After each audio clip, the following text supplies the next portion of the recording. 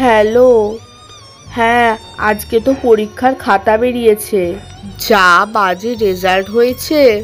মার তো এখনো মনে পড়েনি, মনে পড়লেই আমার খাতাটা দেখতে চাইবে। আরে কিচ্ছু হবে না, তুই বল তুই কত পেয়েছিস? 9 পেয়েছি। 9 পেয়েছিস? এক কাজ কর, তুই 9 পাশে শূন্যটা বসিয়ে দে, তাহলে 90 হয়ে যাবে। ঠিক আছে, রাখ। তোর মতো বন্ধু যেন সবাই পায়, রাখ। 9 পাশে শূন্যটা বসিয়ে দি। হ্যাঁ হ্যাঁ, এবার মা আমাকে একটুও বকতে পারবে না। ও মা, যাই এবার। মা দেখো আমি কত নাম্বার পেয়েছি, এবারে আমি তোমার স্বপ্নটা পুরো পূরণ করে দিয়েছি, ধরো। বাবা, তুই এত নাম্বার পেয়েছিস?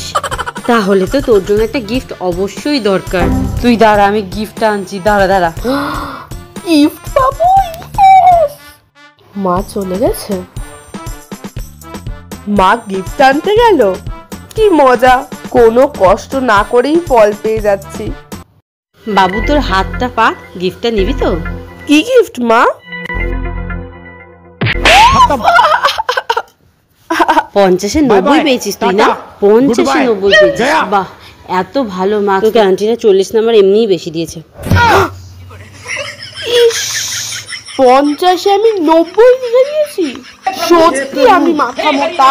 দাঁড়া, তোর আজকে কি আমার আজকে, এখন এইসবও করছিস? 90? দাঁড়া। মা আমাকে ছেড়ে দাও, মা ছেড়ে দাও।